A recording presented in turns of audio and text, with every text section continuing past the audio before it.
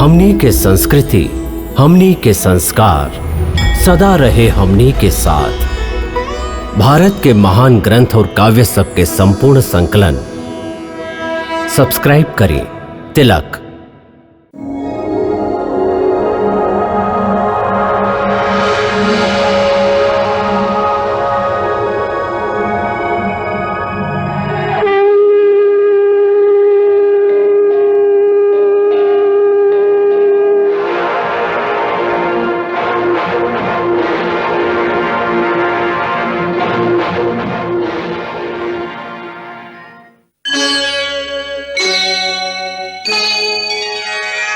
कृष्णा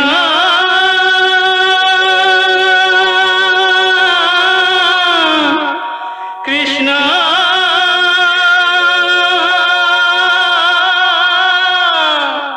हरे कृष्णा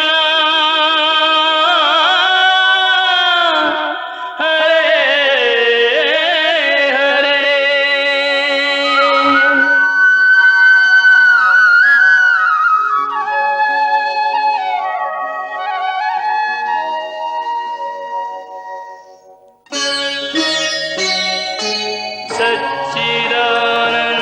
सच्चिदानन्दरूपाय विश्वोत्पत्त्यादिहेतवे तापत्रयविनाशाय श्रीकृष्णाय वयं नमः।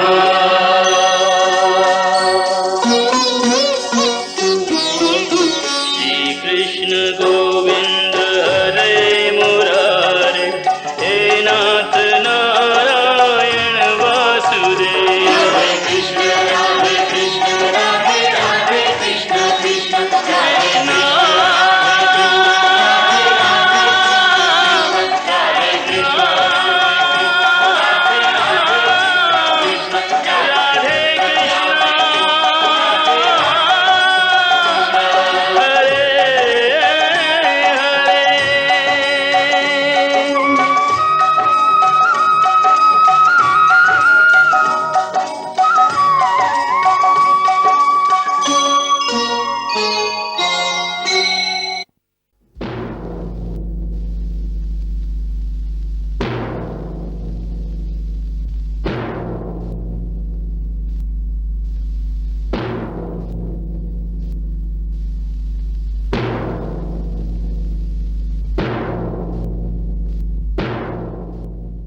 मित्र लोग, राज सिंहासन पर बैठे से पहले हम आप लोग से यह इतना कहल चाहत हई कि स्वयं महाराज के जीते जी हम के अपन राज्याभिषेक करावे में कौनो प्रसन्नता नहीं के होत।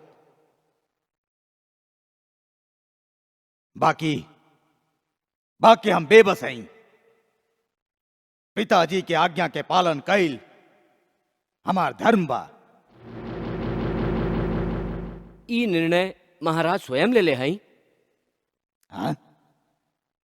हाँ। काहे? हमार महान कुल के एगो महान परंपरा रहल बा कि वृद्धावस्था प्राप्त भइला पर हमार राजा स्वयं संन्यास लेके प्रभु भक्ति में लीन हो जालन और राज्य के भार अपना बेटन के सौंप देवेलन। महाराज भी आपन पूर्वज के ओही मर्यादा के पालन करे खातिर संन्यास धारण कर ले हई। वहां के हमार पूज्य राज्य पुरोहित के संगे सन्यासी बन के वन में जाए के निश्चय कर ले रही। बाकी ऐसा स्नेही पिता के बिछोह हमसे सहन ना हो सकत रहे। यही से हम सभे मिलके बहुत दिन ले उनकर बहुत मिन्नत कैली। तब कहीं जाके वहां के केवल इतने स्वीकार कैली कि यदि हम वहां के सिंहासन स्वीकार कर ली तो वहां के सन्यास ग्रहण करके राजमहल के उद्यान के एगो कोना में एगो कुटिया बना के सन्यासी के लेखा रहब। यही शर्त पर कि हम वहां से माया, ममता और संसारी मोह वाला कौनो बात ना करब, वहां के दर्शन भी बहुत दूर से करब, जैसे वहां के ध्यान विचलित ना होके।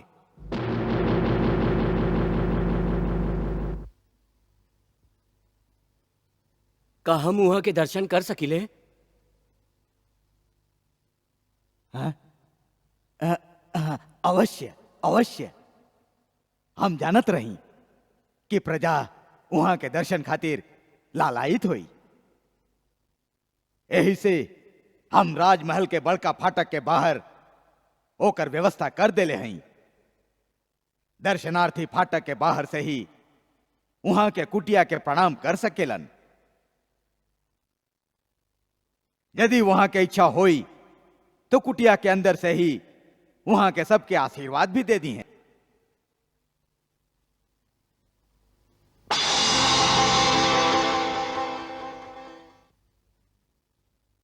अब हम वहां के आज्ञा के पालन करत आप सबसे ए सिंहासन पर बैठे के अनुमति मांगत हैं। आप सभे हमके आशीर्वाद दी। महाराज कंस के, महाराज कंस के, महाराज कंस के, महाराज कंस के, महाराज कंस के, महाराज कंस के, महाराज कंस के, महाराज कंस के, महाराज कंस के, महाराज कंस के।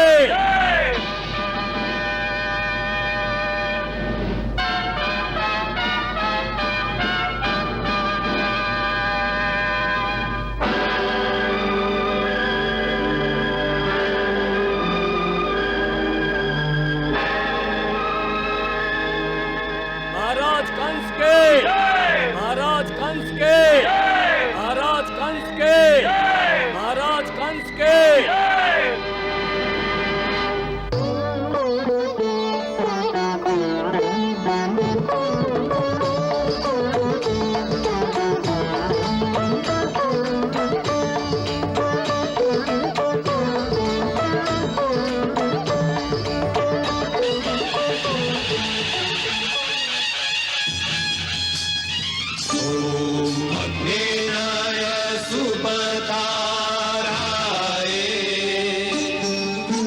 अस्मान् विश्वानि देव वयुनानि विद्वान् युद्धस्मज्जुहुराणमेनो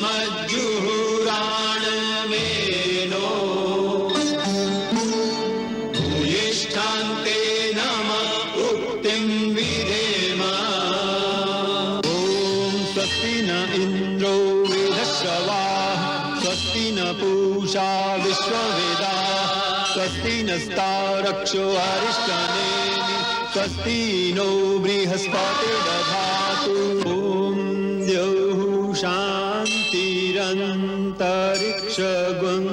शान्तिः पृथिवी शान्तिरापः शान्तिरोषधयः शान्तिः। ॐ द्यौः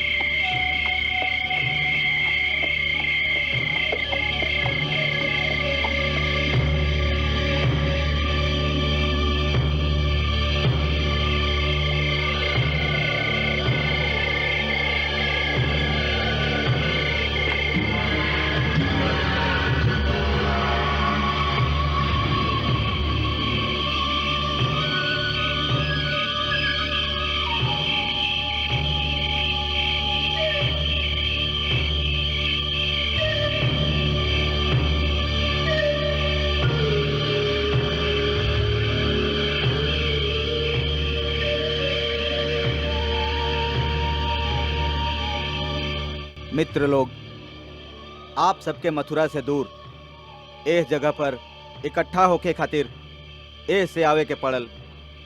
काहे कि अब मथुरा में कोनो भी जगह पर हम लोग के ऐसे इकट्ठा होखल संदेह के दृष्टि से देखल जाई। कंस के गुप्तचर नगर के गली कूचा में चारों ओर घूम रहल बाड़न। हाँ अक्रूर जी, राजा बनला के बाद ओकर नजर हम लोगन पे हुई कि कहीं हम लोग अंदरे अंदर कोनो विद्रोह के तैयारी तो नहीं करत। यही से हम लोग के ए समय कोनो भी ऐसन गलती ना करे के चाहिए जैसे ओकरा हम लोग पर कोनो भी तरह के कोई भी संदेह होखे। काहे कि केहू पर भी यदि ओकरा थोड़ी का सा भी संदेह भइल तो ओकरा वही घड़ी कुचल दीही। ई तो स्वाभाविक बा, काहे कि ए समय ओकर नीति यह होए के चाहिए कि विद्रोह के छोट बीच के भी कहीं पनपे ना दे। जहां अंकुर फूटा दिखाई दे ओकरा के उहुए जड़ से उखाड़ दे। ठीक कहला तू। ए समय ऊ कहीं कोनो नरमी ना बरती। आप नरमी के बात करत हैं अक्रूर जी। अभी तो जहां आवश्यकता ना हुई वहां भी वो अपन शक्ति दिखाई। आप देख ले, वो राह चलत निर्दोष के भी दंड दिहल शुरू कर दी ताकि प्रजा के हृदय में ओकर शक्ति के भय स्थापित हो जाए। जरूर यह हुई। तो ओकर विरोध ना, बिल्कुल ना। इस समय विरोध के ना है, बल्कि सब कुछ देखत सुनत भी चुपचाप सहे के है। यही में बुद्धिमानी बा। हम आपसे सहमत हैं। ए समय हम लोग के ऐसे रहे के चाहिए जैसे हम लोग ओकर सबसे बड़ प्रशंसक में से एक हैं। उ समझी कि हम लोग डर के मारे ओकर प्रशंसा करे खातिर विवश हो गए हैं। एकरा से उ प्रसन्न भी होई और शांत भी रही। बाकी साथे साथ हम लोग के अंदरे अंदर अपन सैनिक संगठन अवश्य शुरू कर देवे के चाहिए। जरूर। एकरा खातिर हम लोगन के एक एक करके मथुरा से दूर गांव-गांव में फैल जाए के चाहिए और वहां रह के धीरे धीरे अपन लोगन के संगठित कैल आरंभ कर देवे के चाहिए।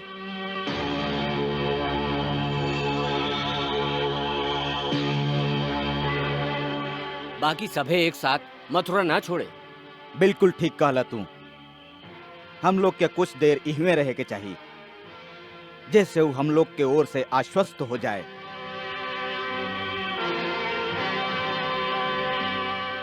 बाकी हमके खाली एक बात के चिंता बा। कौन बात की चिंता अक्रूर जी? हमके त चिंता बा राजकुमार वसुदेव और देव की भौजी के। यदि हम सभी लोग मथुरा से बाहर चल जाए तो उनकर सुरक्षा के ध्यान के रखी। ई बात विचारणी बा। अब तक कंस स्वयं राजा बन गईल बा। ओकर हाथ रोके वाला भी केहू नहीं खे। ऐसे ऐसे उ जब चाही हम लोग के राजकुमार के हत्या भी कर सकेला।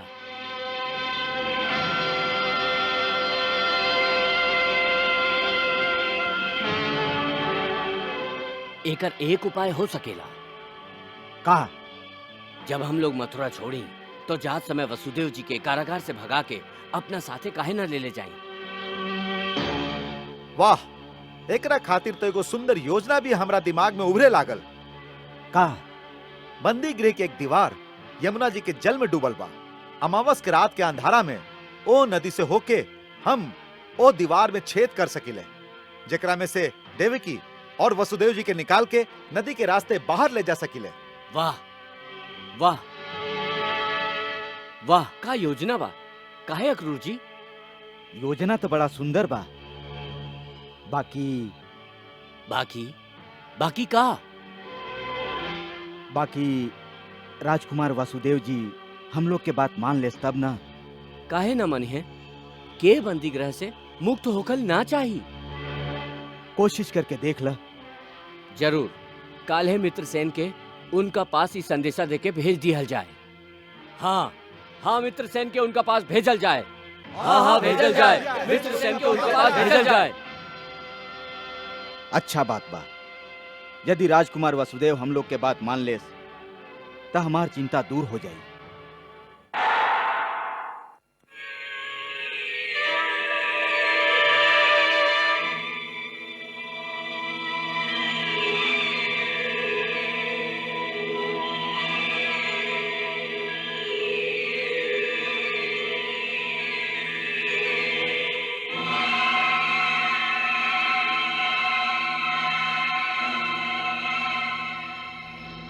स्वामी। कुमार के खाना ले आयल बड़ा। जी स्वामी। ठीक बा, खोल दा।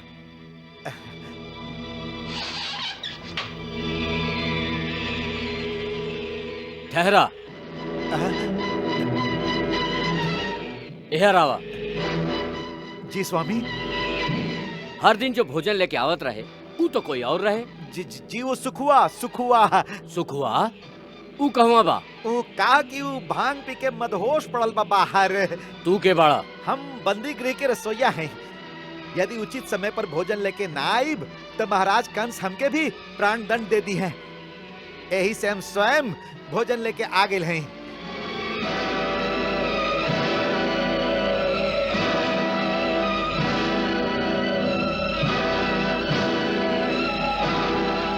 ठीक बा, जा खोल दा। बंदी के भोजन लाई ले बा।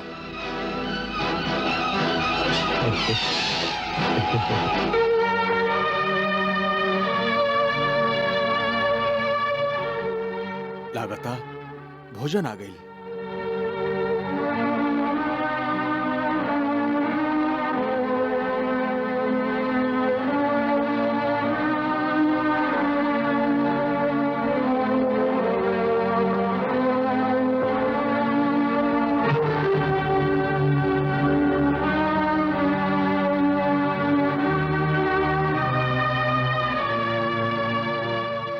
प्रणाम कुमार। भोजन भोजन माई माई भोजन। हाथ धोली आई।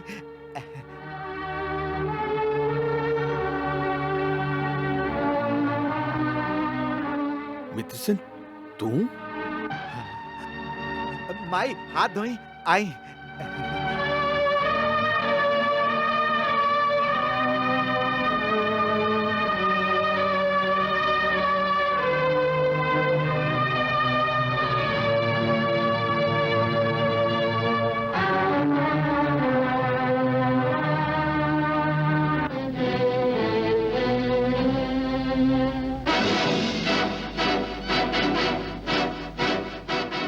कुमार अक्रूर जी भेजले हैं।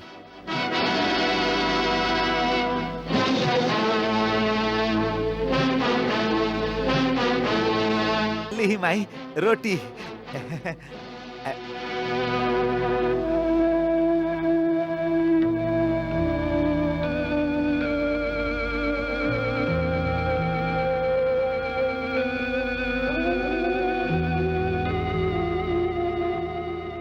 का लिखल बा? महाराज उग्रसेन के बंदी बना के कंस स्वयं राजा बन गई बा। सभे यादव वंशन पर मगध के सैनिक बहुत अत्याचार कर रहल बाड़न। सब लोग मथुरा से भाग भाग के दोसर राज्य में शरण ले रहल बाड़न।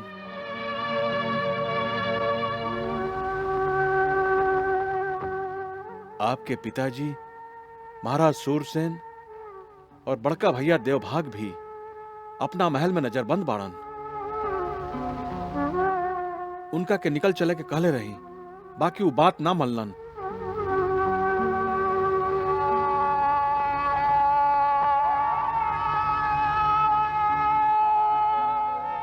जौन यादव मथुरा में बाणन, उनकर स्त्री बच्चन के हम रातों रात नदी के रास्ता निकाल के सुरक्षित स्थान पर पहुंचा देले हैं। कंस के पलड़ा ऐसे में इतना भारी बा कि सब लोग ओकर अधीनता स्वीकार करे खातिर विवश बाड़न।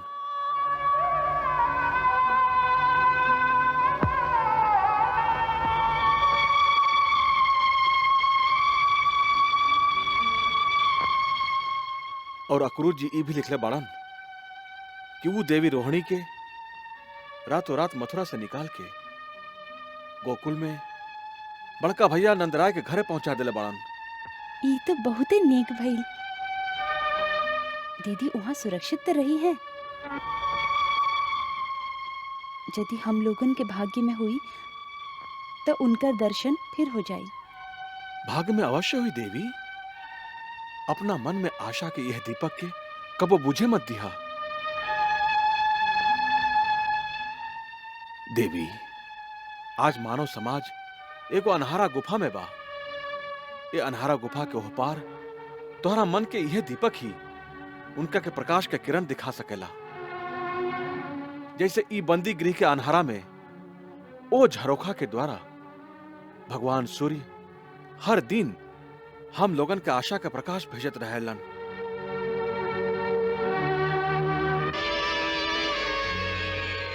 कुमार, अक्रूर जी कहला ना कि यदि अबो आप अपन होए वाला संतान के ए आताताई के हाथ से बचा के निकालल चाहिला तो हम लोगन के यदुवंशी वीरन के एगो जत्था अमावस के रात के नदी पार करके एक कारागार के नदी किनारे वाला दीवार के तोड़ दही। ओकरा खातिर यदि आप सहमत होई तो हम आपके खातिर कुछ ले हैं। का ले आइल बाड़ा?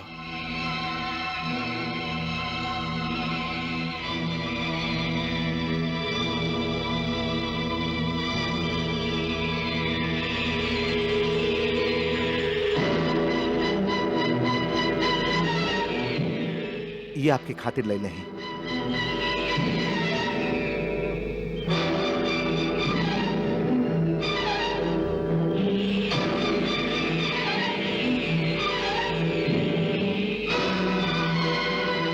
एकरा से अपराध के चुपचाप आपन बेड़ी काट सकीले।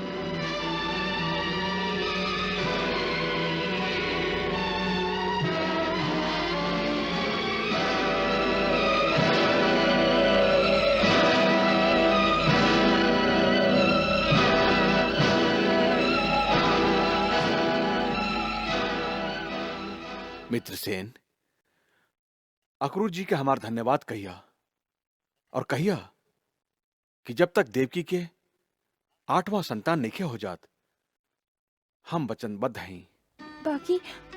बाकी इहवा रहे से वो हमार सब लइकन के मार डाली। हम जानत हैं, बाकी यह ठीक बा। काहे कि यदि उद्धारक के बुलावे के बा तो कंस के पाप कति करही के पड़ी और तोह के ही बलिदान देवही के पड़ी ताकि पृथ्वी के बोझ जल्दी हल्का हो सके। देवकी एकरा के तब समझा जे मानव कल्याण खातिर तोह के करही के पड़ी। देवकी, दुख के अंधारा एक दिन अवश्य दूर हुई।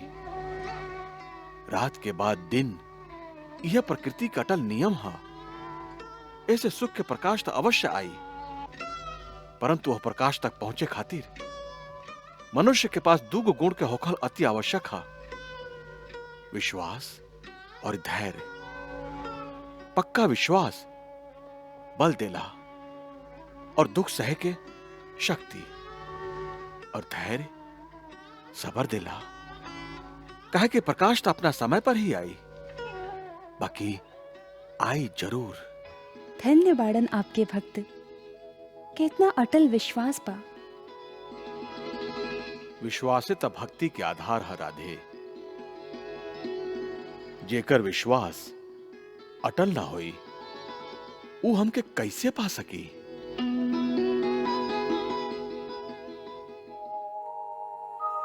क्रूर कंस ने ले लिए पहले शिशु के प्राण, लेने को है जन्म यहाँ अब दूजी संतान,